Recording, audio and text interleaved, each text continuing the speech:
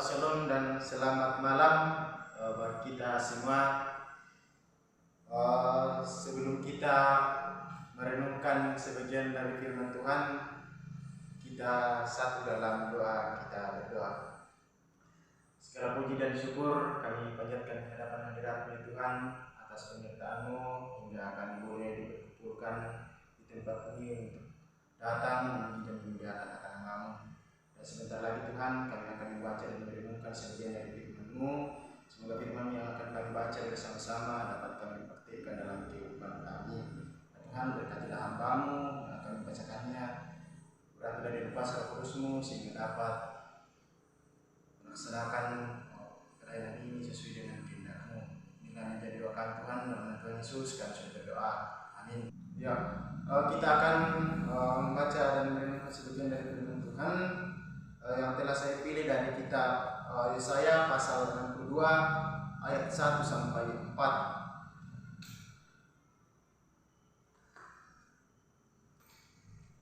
Ya, Yesaya pasal 62 ayat 1 sampai 4. Lembaga Alkitab memberikan judul Keselamatan Sion akan datang dengan segera. Oleh karena Sion aku tidak dapat berdiam diri, dan oleh karena Yerusalem aku tidak akan tinggal tenang sampai kebenarannya bersinar seperti cahaya dan keselamatannya menyala-nyala seperti sulu. Maka bangsa-bangsa akan melihat kebenaran-Mu dan semua raja akan melihat kemuliaan-Mu. Dan orang akan menyebut Engkau dengan nama baru yang akan ditentukan oleh Tuhan sendiri. Engkau akan menjadi mahkota keagungan di tangan Tuhan dan serban kerajaan di tangan Allah-Mu. Engkau tidak akan disebut lagi yang ditinggalkan suami, dan negerimu tidak akan disebut lagi yang sunyi, tetapi engkau dinamai yang berkenan kepadaku, dan negerimu yang bersuami, sebab Tuhan telah berkenan kepadamu dan negerimu akan bersuami. Saudara-saudara serta teman-teman sekalian, dari pembacaan kita ini saya telah buatkan tema, yaitu dipulihkan dan dibaharui. Teman-teman yang sangat dikasihi oleh Tuhan, saya ingin bertanya kepada teman-teman semua, apa yang terlintas di pikiran teman-teman atau saudara-saudara sekalian ketika kita mendengar atau berbicara tentang dipulihkan atau dibaharui?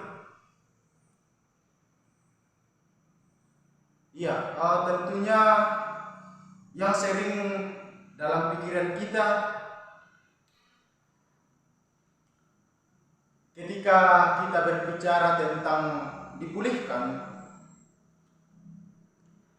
atau dibaharui adalah suatu kejadian atau peristiwa di mana kita sedang sakit, dan di situ kita mengalami sebuah kesembuhan atau dipulihkan, dan sehingga kita bisa melaksanakan aktivitas kita seperti biasanya. Lalu berbicara tentang dibaharui, artinya bahwa kita sudah seperti dulu lagi. Kita tidak seperti dulu lagi. Yang dulunya kita belum mengenal akan nama Tuhan atau kebenaran Tuhan.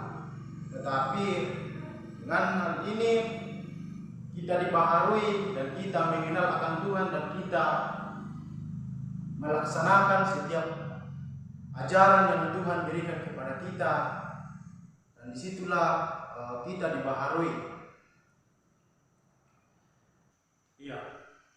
Kira-kira apa yang harus kita lakukan supaya kita disembuhkan dan dipulihkan? Apa yang kita harus lakukan atau kita perbuat agar kita disembuhkan dan dipulihkan?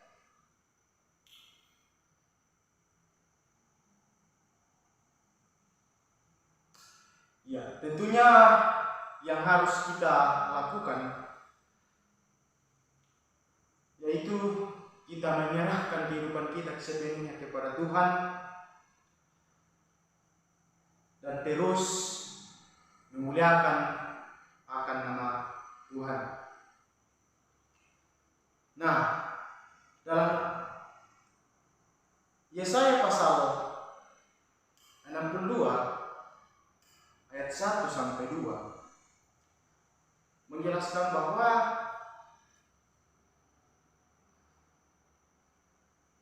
tentang bagaimana Nabi Yesaya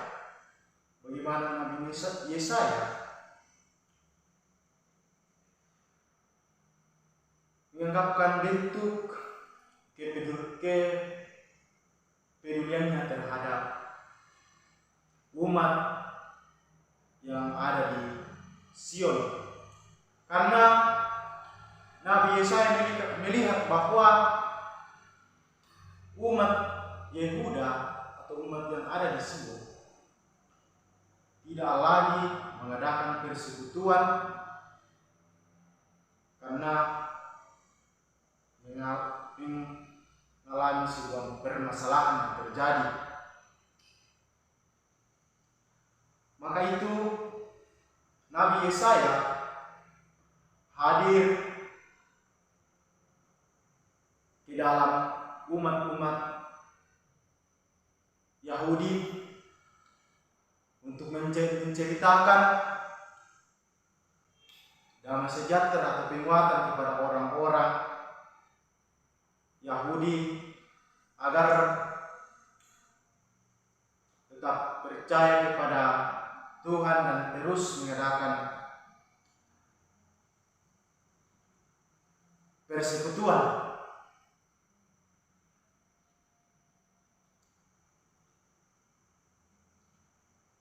Dengan begitu pedulinya Nabi Yesaya terhadap umat Yahudi atau Sion, dia dengan tulus terus memberitakan sukacita kepada orang-orang Yahuda agar orang-orang tersebut kembali mengadakan persekutuan dan kembali mengenal akan kemuliaan nama Tuhan. Nah, saudara-saudara sekalian yang sangat dikasihi oleh Tuhan,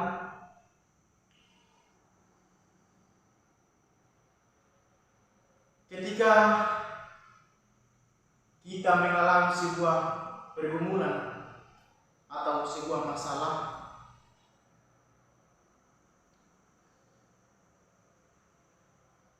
baik itu masalah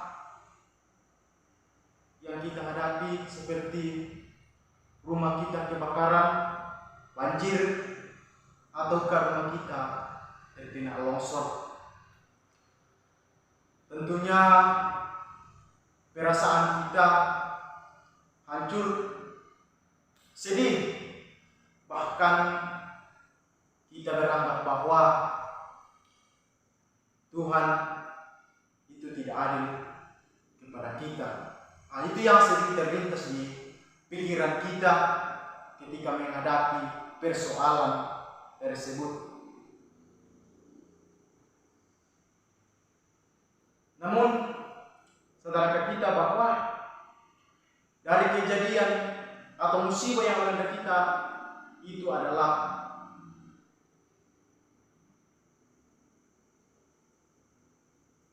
rencana atau rancangan dari Tuhan sendiri. Mungkin Tuhan telah merencanakan kehidupan yang lebih baik dari kehidupan kita sebelumnya. Kita diuji supaya kita terus yakin dan percaya bahwa Tuhan akan selalu bersama-sama kita. Seperti apa yang dilakukan oleh Nabi Yesaya,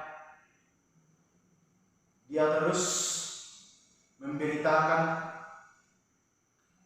kabar sukacita kepada umat Sion yang sudah mulai tidak percaya lagi akan Tuhan.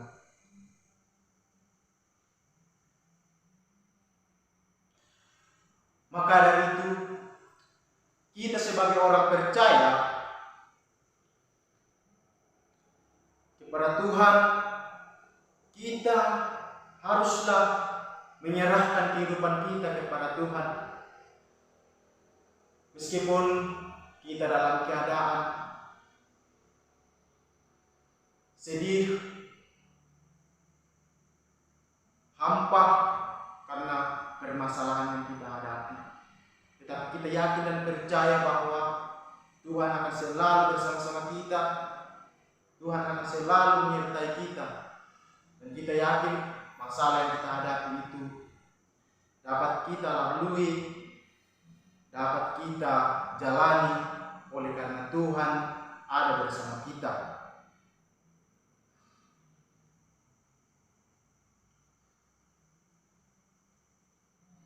Kita sebagai orang percaya, kita harus saling menguatkan bagi teman-teman kita atau sahabat kita atau orang-orang yang ada di sekitar kita.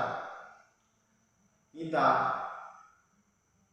menjadi tempat atau sebagai penolong bagi mereka dalam menyelesaikan, dalam menghadapi sebuah masalah yang dialami oleh teman kita. Kita menguatkan atau kita membantu baik dari penguatan rohani maupun sumbangan atau secara material. Nah, saudara-saudara yang dikasihi oleh Tuhan, kita sebagai hamba menyerahkan kehidupan kita sepenuhnya kepada Tuhan dan terus memberitakan kabar sukacita yang membawa pengharapan, yang memberikan semangat dan membebaskan kita dari masalah yang kita hadapi.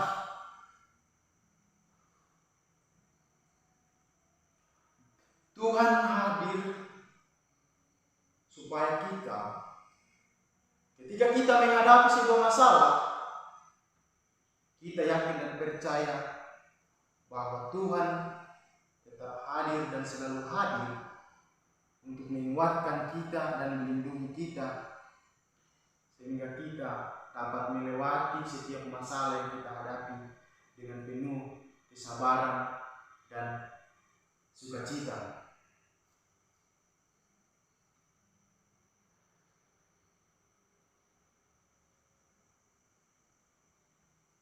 Kita harus belajar dari Nabi Yesaya yang terus mengabarkan sukacita yang membawa pengharapan bagi orang-orang atau umat yang ada di Sion. Ketika kita dipanggil, kita terus bersemangat dalam mendorong teman-teman kita yang menghadapi masalah. Kita harus mencontoh apa yang dilakukan oleh Nabi Yesaya. Ketika ada teman kita yang mengalami kesusahan, kita akan mendorong teman kita untuk bersemangat dalam melewati masalah yang dihadapi oleh teman kita tersebut, sehingga teman kita tetap merasakan apa yang kita rasakan dan juga merasakan damai sejahtera dalam hidupnya karena oleh Tuhan. Nah, dalam Yesaya ayatnya yang ketiga 3 sampai 5. Yesaya pasal 62 ayat 3 sampai 4.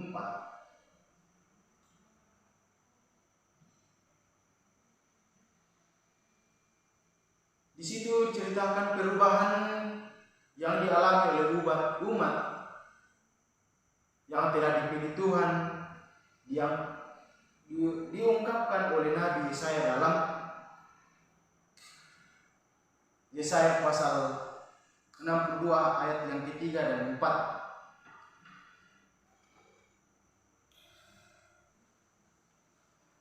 Ayatnya yang ketiga kita baca, engkau akan menjadi mahkota keagungan di tangan Tuhan dan serban kerajaan di tangan Allah. Engkau tidak akan disebut lagi yang ditinggalkan suami, dan di negerimu tidak akan disebut lagi yang sunyi. Tetapi engkau akan dinamai yang berkenan kepadaku, dan negerimu yang bersuami, sebab Tuhan telah berkenan kepadamu, dan negerimu akan bersuami.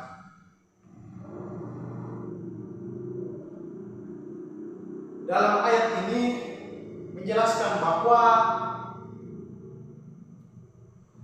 umat yang dulunya tidak ada arti menderita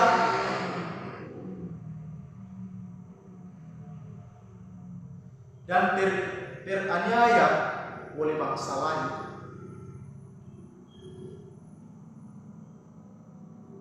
Akibat hukuman dari Tuhan.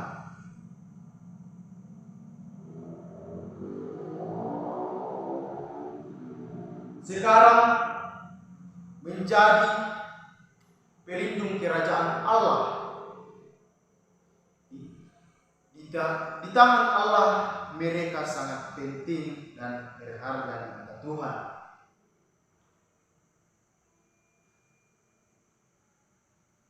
Nah, teman-teman atau saudara-saudara,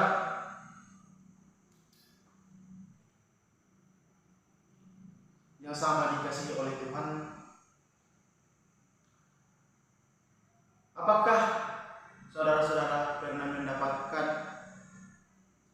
atau mendengarkan tentang seorang istri yang ditinggalkan oleh suaminya karena istri tersebut melakukan kesalahan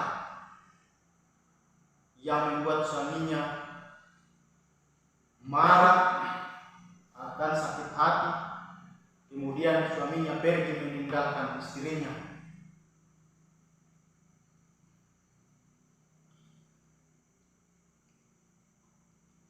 Tentunya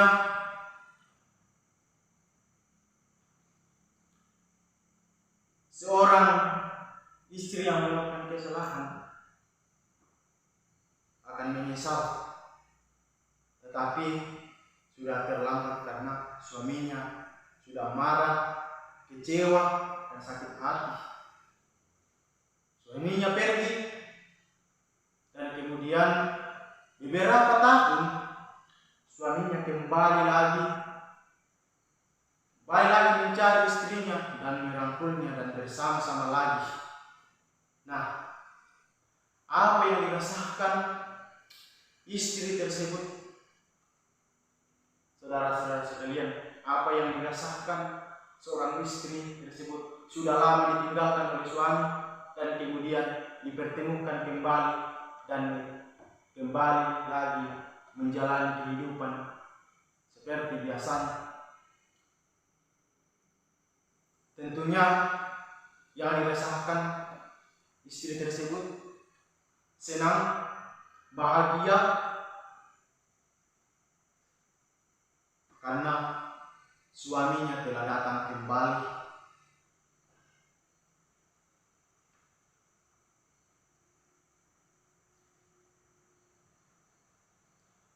Hal itu terjadi karena Tuhan Yesus itu adil dan setia. Karena kasih Tuhan, atas penyertaan Tuhan, rumah tangga tersebut atau seorang suami tersebut kembali mencari istrinya dan merangkul kembali istrinya. Itu karena penyertaan Tuhan, itu karena rancangan daripada Tuhan sendiri, sehingga keluarga tersebut kembali merasakan damai sejahtera dan bersama-sama lagi dalam menjalani kehidupannya. Nah, saudara-saudara semua yang dikasihi oleh Yesus, pernahkah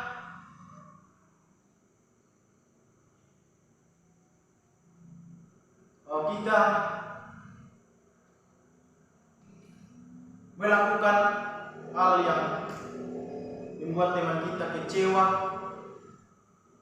sehingga teman kita tersebut marah dan berlahan akan menjauh dari kita karena perbuatan kita yang tidak benar, sehingga teman kita menjauh dari kita. Ya, kita pernah mengalami hal itu, tetapi kemudian teman kita datang kembali bersama dengan kita dan kita bersama-sama lagi menjalani aktivitas kita. Itu karena kasih karena Tuhan, itu karena pekerjaan Tuhan yang bekerja di dalamnya, sehingga teman kita hadir kembali bersama dengan kita untuk menjalani kehidupan kita seperti biasa. Demikianlah yang dilakukan Tuhan kepada kita melalui karya Yesus Kristus yang adalah mempelai laki-laki dari umatnya atau jemaatnya telah memilih dan menjadikan kita sebagai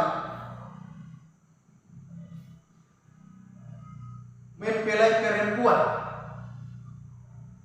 Bisa kita lihat dari Efesus pasal 5 ayat 30 sampai 33.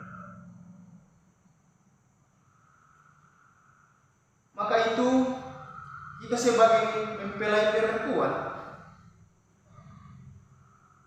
hendaknya kita melakukan segala perbuatan atau segala aktivitas yang kita lakukan seharusnya berkenan kepada Tuhan,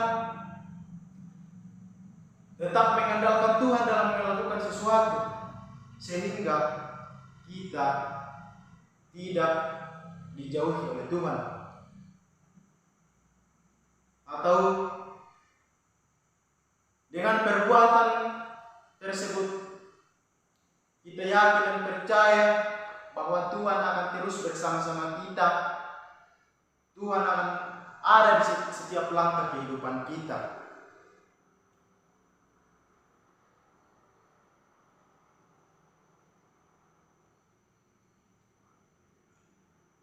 Karena itu, kita sebagai orang percaya kepada Tuhan, hendaknya kita saling menguatkan, saling mengasihi, sehingga apa yang kita ingini atau apa yang Tuhan inginkan dapat terkabulkan oleh karena kasih Tuhan yang selalu ada pada kita.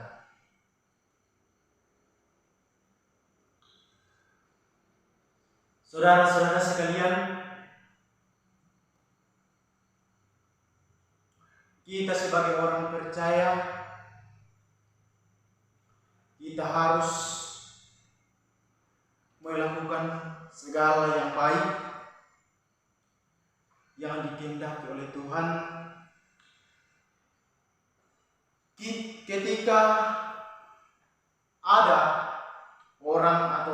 saudara-saudara kita atau teman kita yang mengalami pergumulan hidup. Kita hadir, kita menguatkan, baik secara rohani maupun secara material. Kita hadir di situ, kita bantu saudara kita yang mengalami masalah atau musibah yang dihadapinya, sehingga saudara kita dapat melewati masalah itu dengan penuh kesabaran dan penuh pengharapan kepada Tuhan.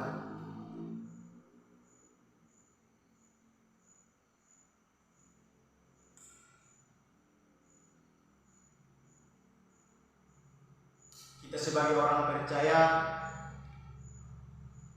haruslah melakukan hal yang baik pada siapapun. Kita yang percaya kepada Tuhan,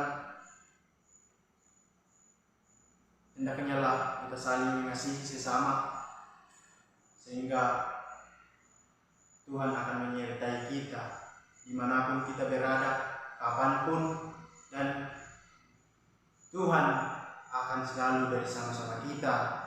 Dan kita yakin dan percaya bahwa Tuhan akan selalu menyertai kita dan terus bersama kita. Amin. Amin. Ya, sedemikian jauh renungan kita pada saat ini. Yang berbahagia kita semua yang telah mendengarkan dan membaca firman Tuhan ini. Semoga kita dapat mempraktikkan firman yang telah kita baca bersama-sama dalam kehidupan kita.